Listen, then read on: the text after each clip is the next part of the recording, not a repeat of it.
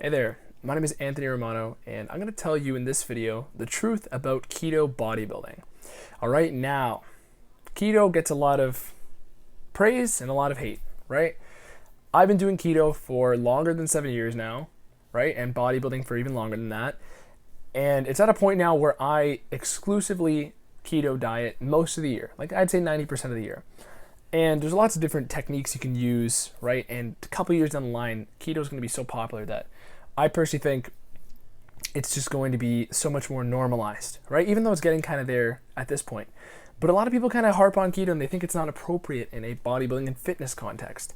And this video is hopefully going to hammer home that it's actually one of the most appropriate things to do for a fitness and bodybuilding context. So I'm going to get into that and explain to you some other truth bombs in this video.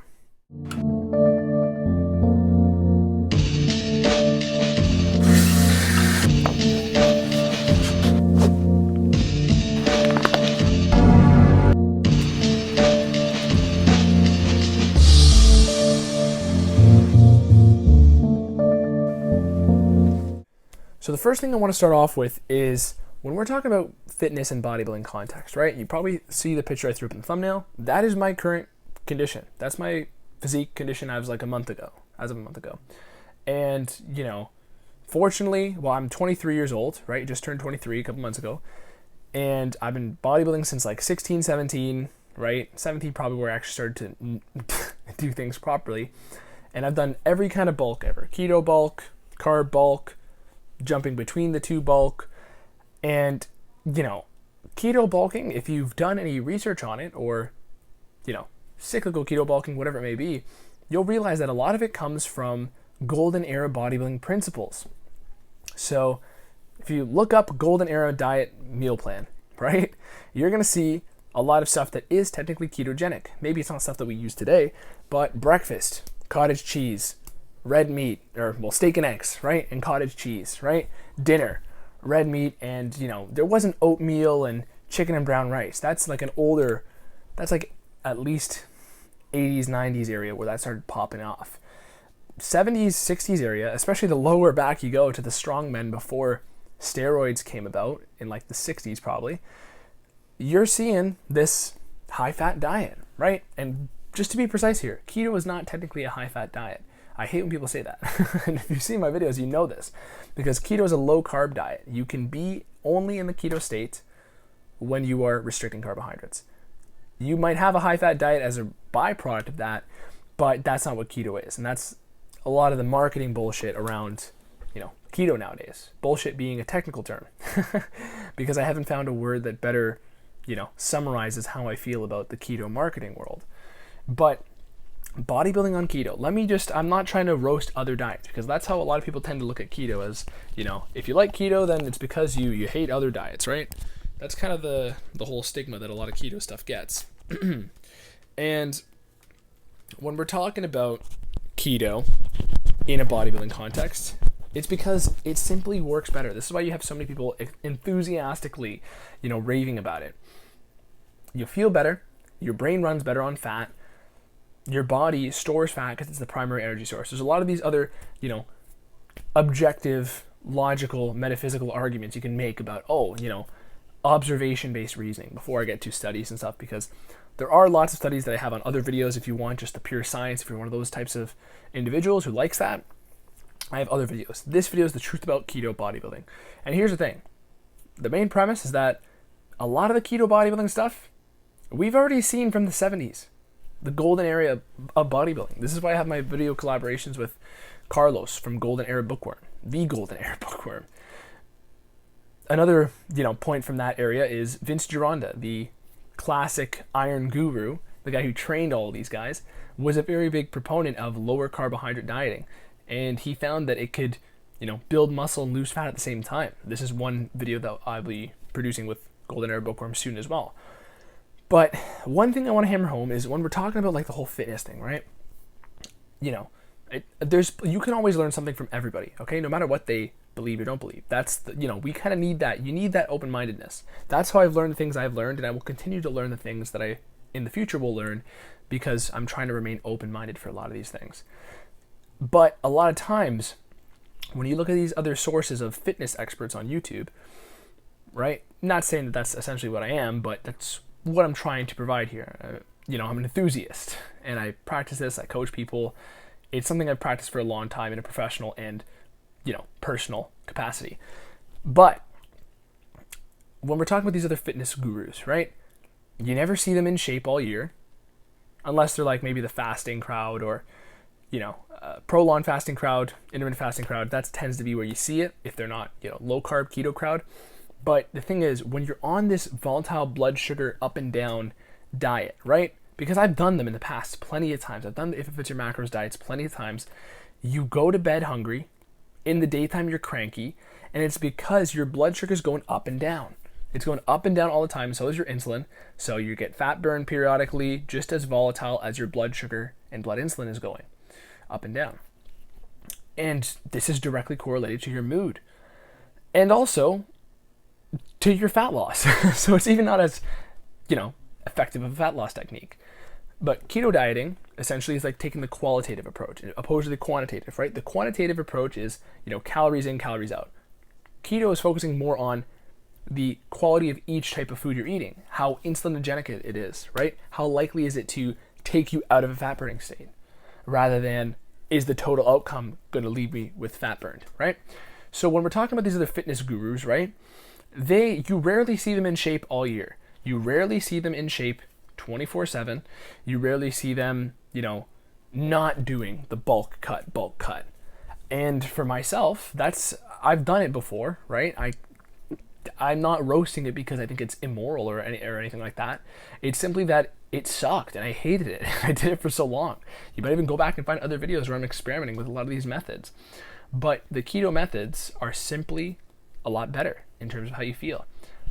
And I'm not saying you have to do them all the time, but it's something that you should consider integrating in and out periodically throughout the year. One thing that I personally noticed from a lot of the books that I've read, a lot of the research I've done, is if we look at a primal hunter-gatherer society, right? Because everybody came from different parts of the world, so some societies did this more so than others. But realistically, most carbohydrates don't grow in the winter. They're not there. They're simply not available. You have fruits which are ripe for 2 weeks and then they crumble, or other animals will go around and eat them. And then in the wintertime, there's no carbs. No grains grow unless you ferment something. No fruits grow unless you let it rot over the summer, right? Over the autumn. So realistically, you're not getting much. And there's a lot of fasting going on. There's a lot of fermented foods going on throughout the winter. But besides that, you're just getting fat and protein probably from animal foods, and probably in scarce amounts. You're probably fasting quite a bit depending on what society you come from, unless you've saved foods throughout the winter. And this also ties into what I'm about to say, which is our metabolism is seasonal, just like everything else in the world. Everything else in the world appears to be, a season for reaping, a season for sowing. There's always two sides to every coin. There's chaos, there's order. There's quick burning fuel, sugar. There's long burning fuel, fat. There's, winter, summer, right? What difference is it? There's night, day, right? What difference does it make that our metabolism isn't doing the same thing? Especially on a grand scale, like on a macro scale. How do we know that our metabolism, there's aren't too many arguments that can oppose this notion that in winter and summer, our metabolism is meant to be doing two different things. In the winter, we're probably meant to be burning fat. And in the summer, we're probably meant to be storing more fat with these highly insulinogenic foods being more available, right? More prevalent. And of course, it doesn't mean you have to do both. And, it's winter now. So you're from the Inuit heritage. So, you got to eat only mammoth, woolly mammoth fat, right? That's not what I'm saying. Or you're from Hawaii, so you get more fruits. I'm not saying that. But the point I'm trying to make is, even though, it doesn't mean you have to do this strictly, it's a pretty hard notion to refute that our metabolism isn't seasonal, right? How does one avoid a ketogenic diet from a tribal, setting in the wintertime? How do you avoid that? It'd be very hard. And the prevalence of processed carbohydrates is a lot harder to avoid nowadays. We have that so much more than we did at any other point in human history before the agricultural revolution. So yeah, it's hard to refute that. And it's the same thing too with animals, right? Like my pupper here, Daisy. She's you can make an argument that her metabolism, her digestive system is more, ketogenic than humans, right? Because we're more omnivorous. But that's the point. And this is separate from political arguments, separate from, ethical arguments, because keto simply means no sugar, right? That's what it means, no carbohydrate. Or at least you're not consuming that, because your body still makes it through a process called gluconeogenesis. But there's also lots of other benefits that come with the keto metabolism, right? Fat is a better fuel in terms of how much energy it provides, right? We have 9 calories per gram opposed to 4. Most people avoid fat when they're dieting because they think, oh, it's higher calories, so, I don't want to eat as many calories. But in reality, it's like, let me put it this way. If you're trying to save money, are you going to take the big bills or are you going to take the pennies, right? It's like, oh, I can just have a load of pennies. It's like, no, dude, if you're trying to get under $300, just take 2 hundos, all right? Don't try to get it all in pennies, okay? That's kind of the same thing with energy in the body, at least. So this is one take on, the truth about keto. This is at least one of the videos I've put out on this. Maybe it's part 2, maybe it's part 1. Maybe I'll put it a briefer version, maybe I'll put it a longer version. But this is the main discussion I'm trying to make here with the truth about keto bodybuilding. The truth that I'm trying to put out there, promote, is keto is normal. And for bodybuilding, it's just as likely to build muscle because all you need is really the insulin. You don't necessarily need the carbs. Protein can provide insulin and training stimulus, positive nitrogen balance. And the reason why you see people who do keto in good shape year round is because this is something that's sustainable, right? Even though people think it's not sustainable, 20 grams of carb a day is a lot easier to maintain than 60 because you're allowing your body to get into that fat metabolism rather than keeping it in a carb metabolism and just teasing it, not giving it enough energy on a carb metabolism compared to, just letting it switch, make the jump. It's very black and white. You can't gray zone keto. So this is the video, okay? I'd love to hear your thoughts and I want you to go through my other videos and explore this more. If you're somebody who already does keto, then great. I have a billion other videos on keto bodybuilding.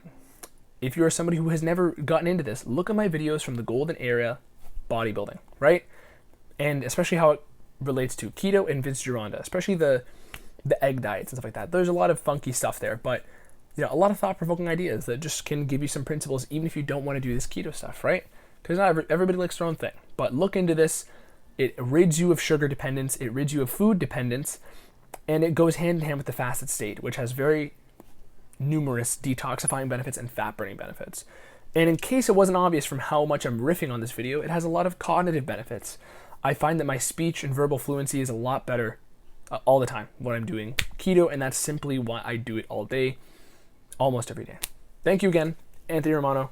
Peace.